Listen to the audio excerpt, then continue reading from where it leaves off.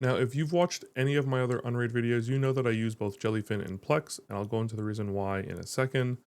But when you have multiple media servers like that, it is extremely handy to be able to synchronize your watch history across those so that if you watch on one, the other side also knows that you've watched it, especially with things like TV shows, so that you don't have to go ahead and try to remember which episode you were on if you wanted to start watching on one and continue watching on the other. And I use an extremely simple tool. There's a lot of options out there, but I have found one tool to be the easiest one. It also works with Emby if you use Emby. And today I'm going to show you how to install and use Jellyplex Watched. Now, the reason I have Jellyfin and I have Plex is Jellyfin is just not nearly as easy for me to share outside of my network, especially with family members that are not very tech savvy and stuff like that. Plex is just much more simple for that.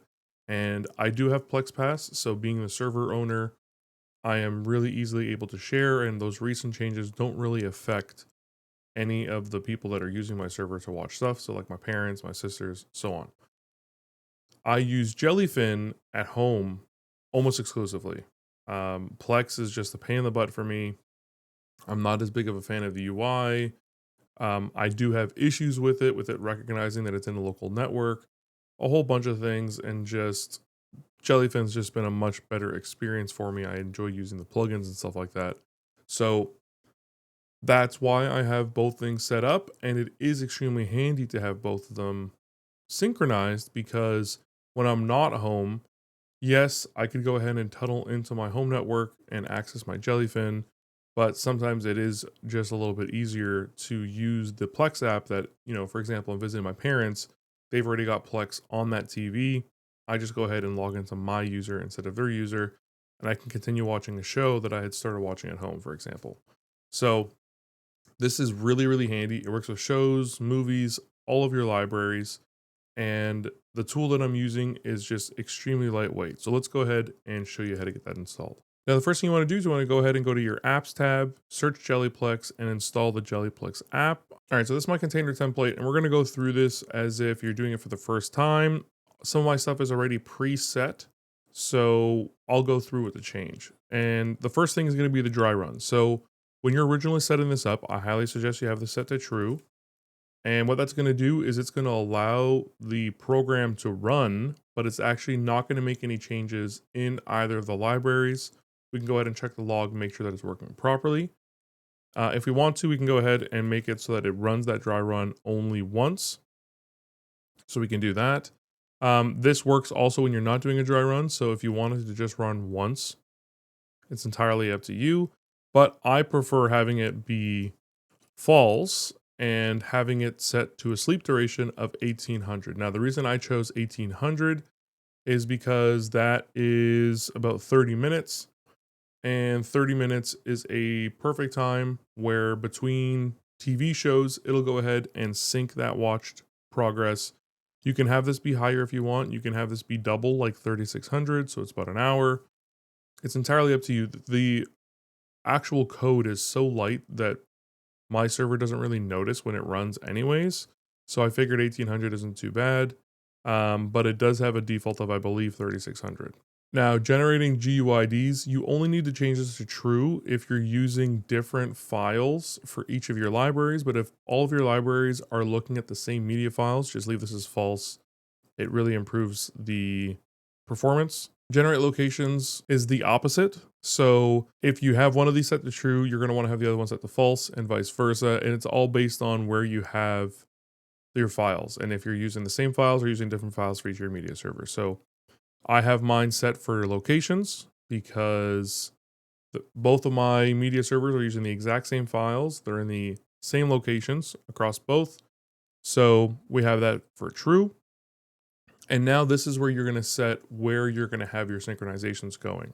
So you can have it sync only one way if you wanted to. You can have it so that Jellyfin watch history syncs with Plex, but Plex's watch history doesn't sync back to Jellyfin, stuff like that.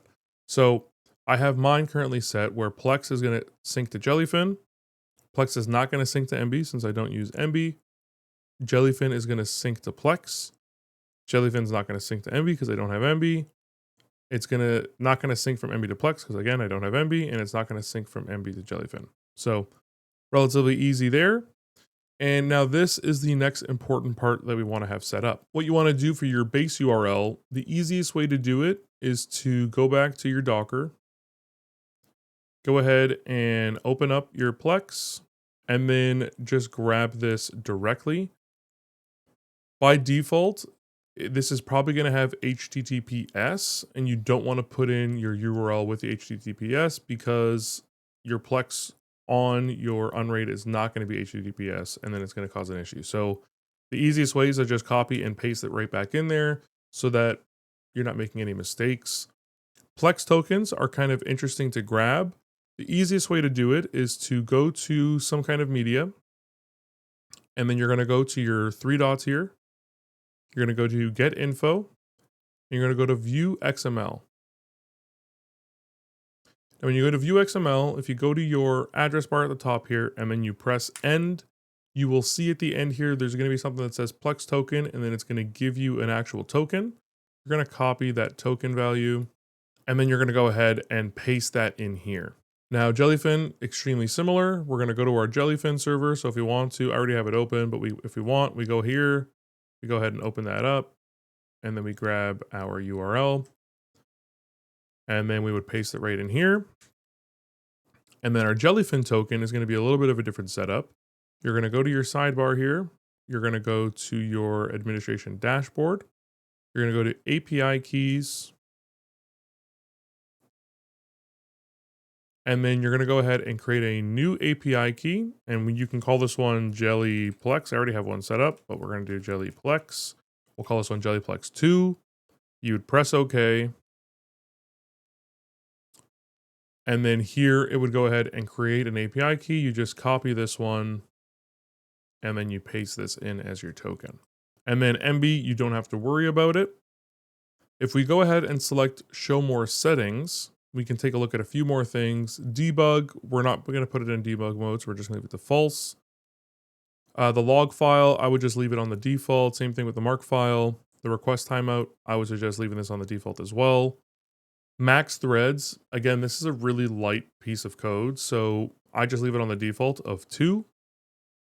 And then these next settings are ones that are going to be very situation dependent. So I have to do user mapping because my user on Plex has a different name than my user on Jellyfin.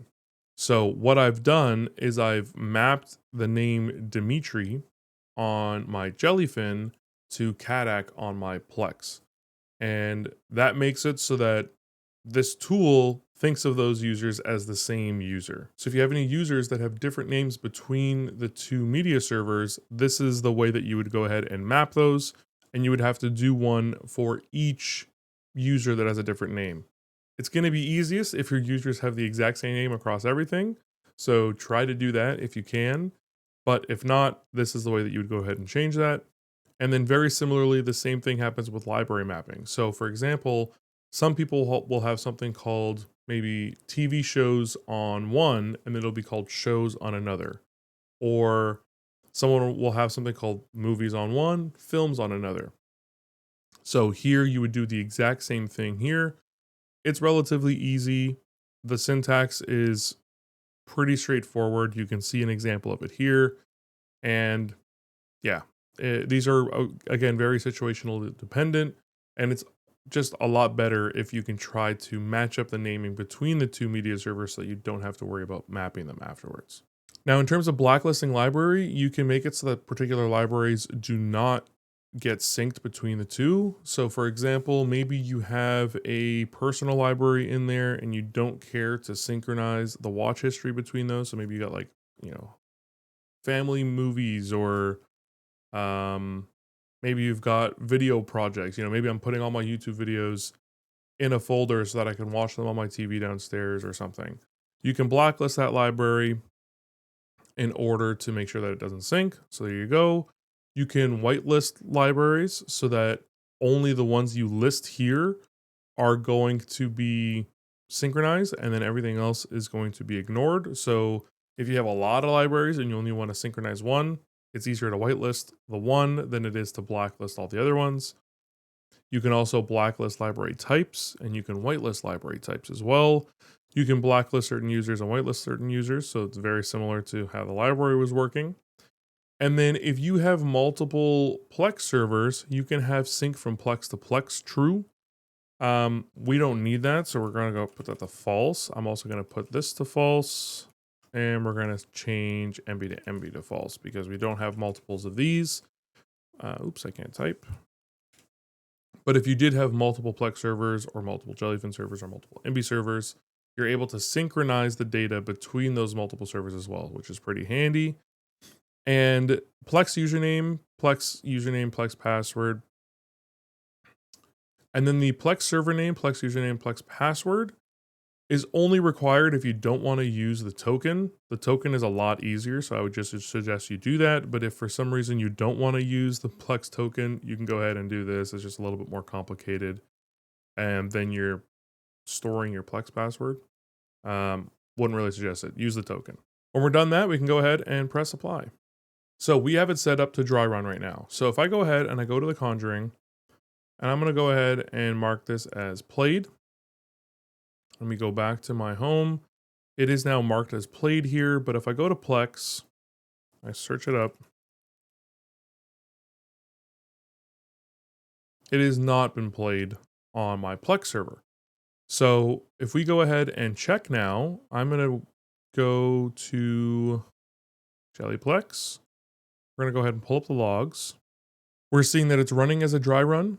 We'll see the user mapping from Dimitri to Caddac, which is handy. We have no library mappings. We have no white or blacklist, so that's fine. It's creating our server connections. It's connecting properly to both our Plex and our Jellyfin servers, so that is great. It's creating our user list. We have one user on one, two users on the other, no problem. It's syncing our libraries and creating our watch lists. And then what it's doing is it's going ahead and generating the watch lists for Plex. And then it's going to push those over to Jellyfin. And then it's going to go ahead and look at them in Jellyfin and sync them to Plex. So relatively easy, and it's looping that in 1800 millisecond intervals. Let's go ahead and change the template real quick to 60 seconds, just so we can see it run. I also went ahead and marked Final Destination as being watched in Jellyfin to see if it goes ahead and pushes over to Plex. And we can see when we restarted it, it went ahead and updated the dry run. It's saying the Conjuring is marked as watched now in Plex because it was watched in Jellyfin. And then it did the same thing with Final Destination. It went ahead and pushed those over again as a dry run. So it's not actually pushing that information yet. So if I go to Plex, it's still not going to show the Conjuring as being watched. But if we go ahead and hop back in here, we're going to switch this back to false. And I'll leave the sleep duration to 60 seconds just so we can see it run real quick and make sure everything's working.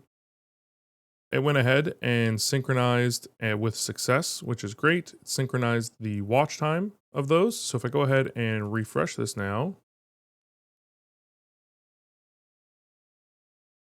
the Conjuring is now marked as watched. So again, this tool is super handy. I have it going both ways. So it is going to sync from Plex to Jellyfin, Jellyfin to Plex.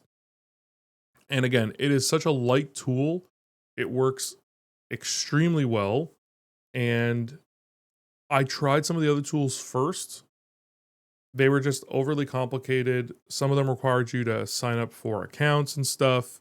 It just didn't seem necessary. Whereas with the Jellyplex Watch Docker, there's very little configuration. Once you get it set up, you never have to look at it ever again. And it just works so easily, so simply. It's extremely light. I have it run again. I have it run every 30 minutes. It's been doing a really great job. And overall, I'm pretty happy with it. With all that said, I hope you find Jellyplex Watched as helpful for you as it is for me. It's such a great tool and I'm really happy about it. I hope you found this video helpful, and if not, I at least hope you found it interesting. If you did, I'd really appreciate it if you subscribed. If you have any questions, comments, or feedback, you can leave this down in the comment section below. If you need any more intense help with anything, Discord is going to be the easiest way to do that. So you can go ahead and check the link in the description to go ahead and check out the Discord. Big thanks to my Patreon sponsors, and big thanks to you for watching to the end of this video. If you want to see any other videos relating to my Unraid server, apps that I'm using, plugins, all that kind of stuff, you can check out the playlist right up here. As always, stay safe out there. I'll see you next time.